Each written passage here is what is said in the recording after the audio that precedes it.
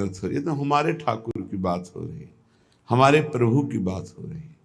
यह चरणों में नेत्रों का समर्पित हो जाना। अब हमारे लिए कोई और नहीं, कोई ठौर नहीं।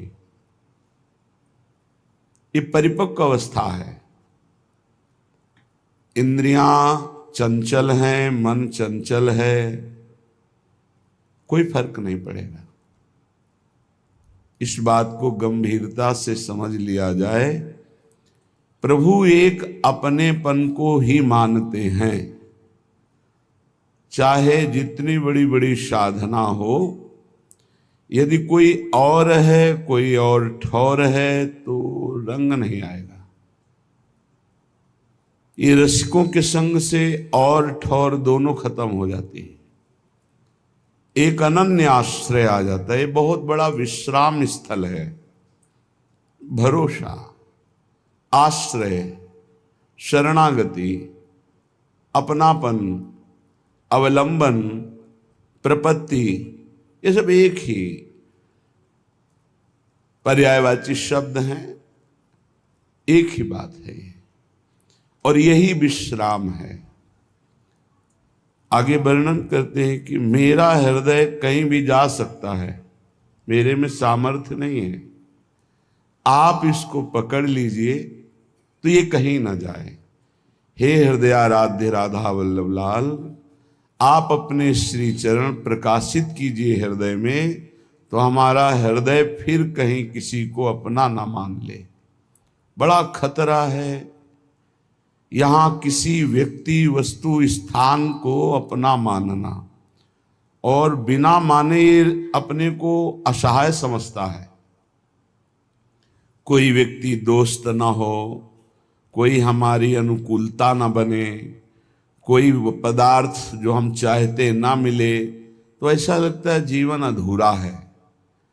यद्यपि ये जीवन बहुत अच्छा जीवन है, पर प्रभु से अपनापन न होने के कारण उसे अधूरा लगता है। नहीं, सही आपसे कहते, जो विश्राम अनन्यता में है वो बड़ी बड़ी साधना में नहीं है, अन्य आश्रय लेकर। और कोई साधना नहीं, अनन्यता है, पड़ा है, तो उसे जो दिव्य गति प्राप्त होगी वो बड़े बड़े साधनों से नहीं प्राप्त होती। जो अनन्य होता है, आश्रित होता है, उसमें कभी साधन का भाव आता ही नहीं है।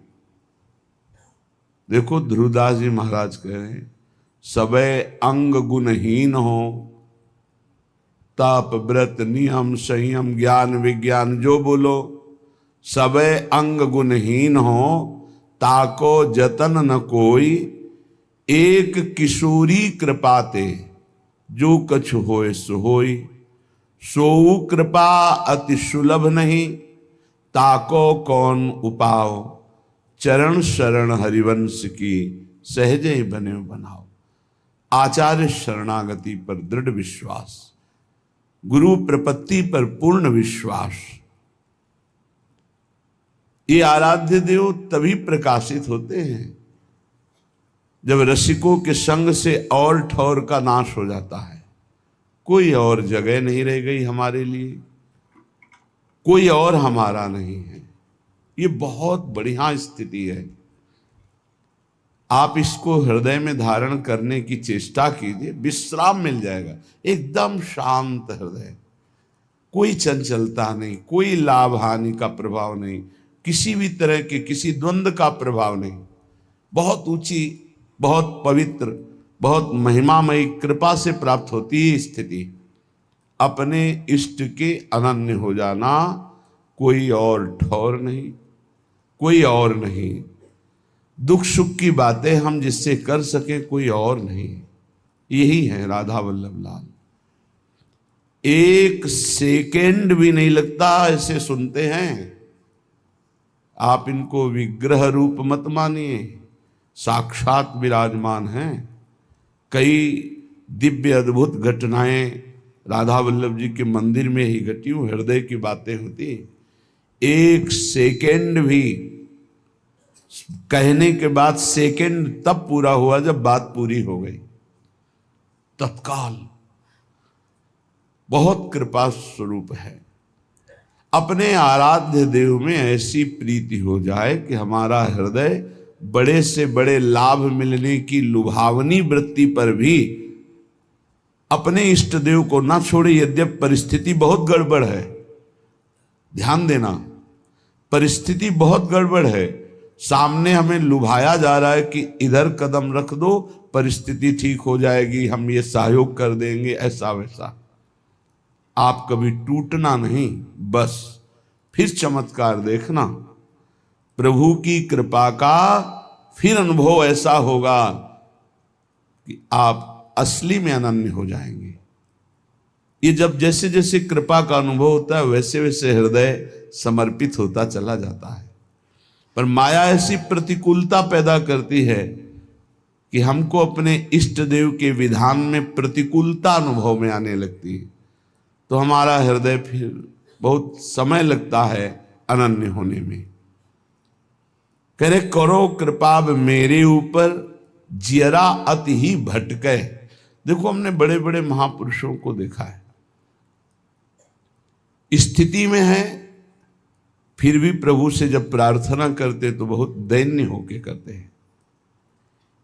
जिन महापुरुष ने लिखा कि मेरा हृदय अंतःकरण भटक रहा है, उनकी ऐसी स्थिति है कि हर दिव्य लीला का दर्शन हो रहा है, हर ऋतु, कल वाणी जी का अवगाहन हुआ, हर ऋतु, हर केली, हर विलास का दर्शन हो रहा है, फिर भला इनका मन कैसे भटक सकता है। एक बार प्रिया चरणारविंद की छटा प्रकाशित होने पर मन पंग हो जाता है लालजू का, तो जीव की क्या बात है। अब ही पंग भई मन की गति बिन उद्दिम अन्यास। तो फिर ऐसा क्यों लिख रहे? ये हृदय की स्थिति पहले देखी और जब कृपा हुई तब नित्य लीला का अवगाहन हुआ। सबका हृदय भटकता है, अपने आराध्य देव में समर्पित हो जाने के बाद ये सब खत्म हो जाता है।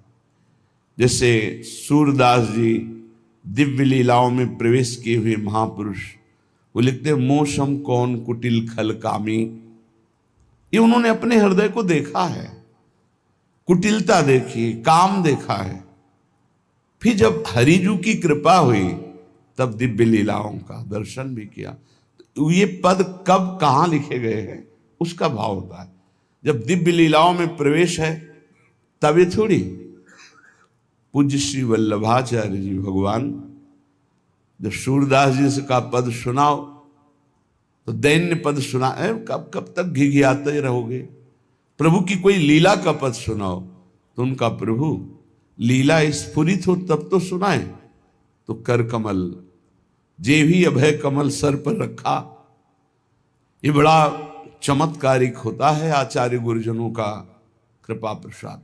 कटे कर्म बंधन संसारी, कमल कर जिन अभय दीन्हे कर्म बंधन सब कटे। उसी समय दिव्य लीला का प्रादुर्भाव। फिर देखो लाखों की संख्या में लीला के पद श्री सूरदास जी ने। ऐसे बड़े महापुरुष जब विनय करते हैं तो उनके हृदय में अपने हृदय की स्थिति जो पूर्व से रही है उसको लिखते हैं। जैसे गोस्वामी तुलसीदास जी कह रहे, जो मैं अपने अवगुण कहूं बाढ़े कथा पार नहीं लाऊं। इसका मतलब वो मिथ्या नहीं बोल रहे, महापुरुष कभी झूठ नहीं बोलते। इतने बड़े भक्ति, वैराग्य, ज्ञान, लीला चरित्रों का पूर्ण वर्णन करने वाला त्रिकालज्ञ महापुरुष फिर ऐसा क्यों लिख रहा है, जो मैं अपने अवगुण कहूं। ये लीला स्फुरित होने के पहले की बात है, उसका चिंतन करते हैं और अब की कृपा का चिंतन करते हैं।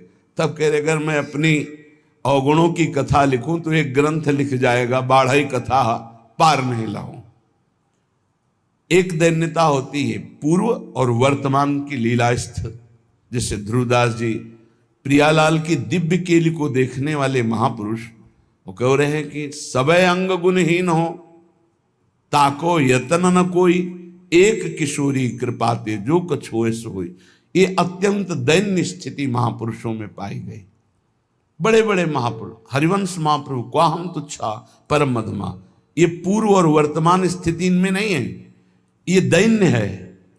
ये भक्ति का परम स्वरूप दैन्य है, और दैन्य ही प्रियालाल को अधीन करता है, दैन्य ही परम प्रेम प्रकाशित करता है।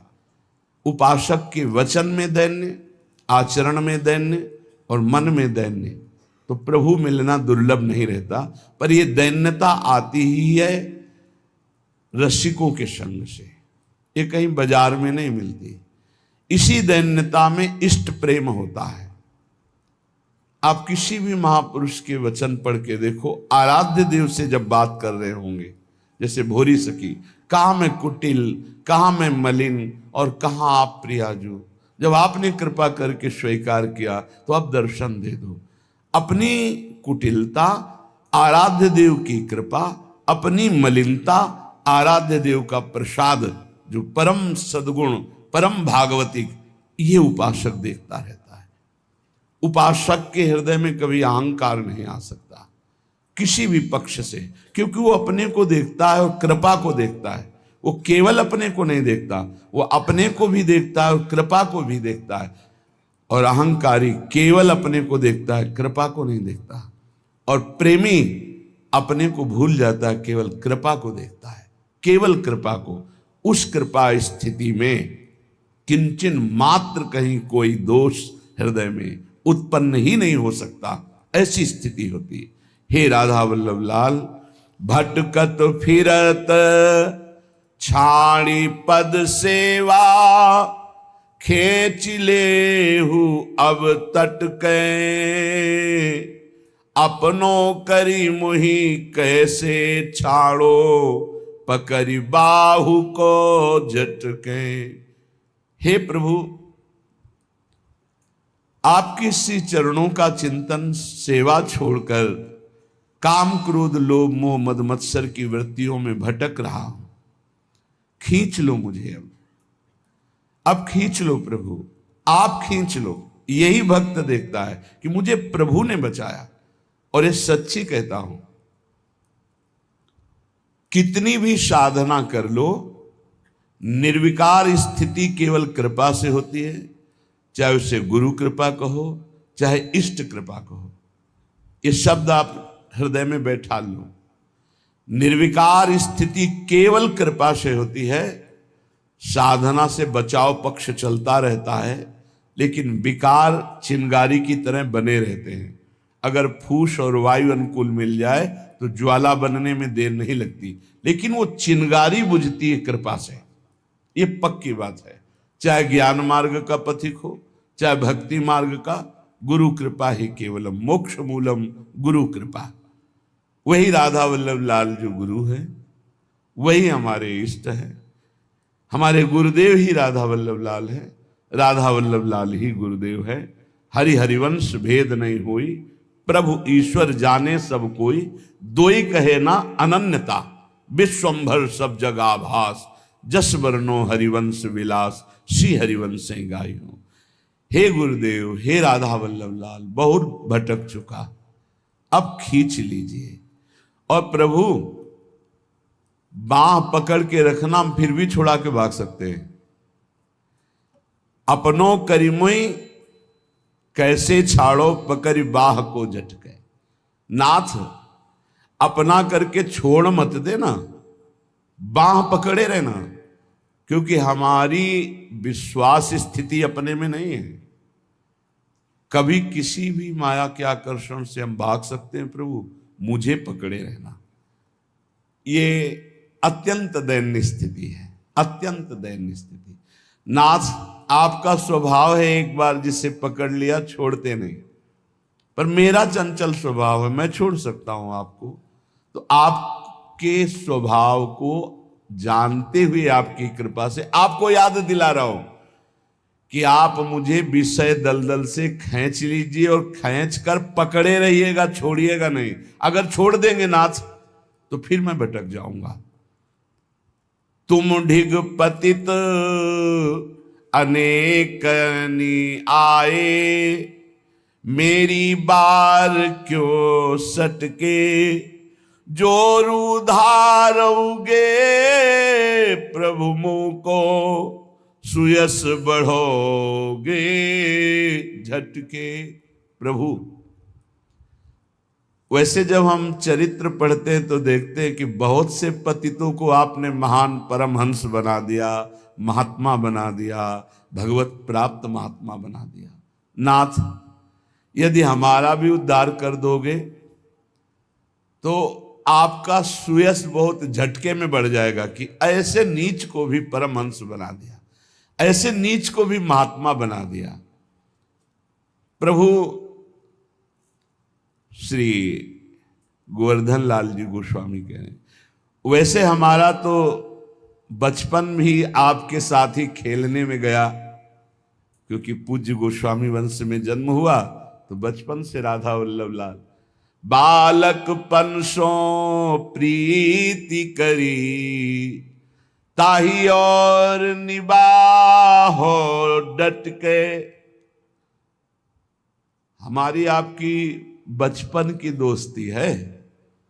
बचपन की दोस्ती बड़ी निर्मल दोस्ती होती है, जैसे भगवान श्री कृष्ण और सुदामा जी की थी। पवित्र होती है, निर्विकार होती, क्योंकि बच्चे निर्विकार होते हैं। आज के बच्चे मोबाइल और कुसंग के प्रभाव से विकारी हो गए, नहीं तो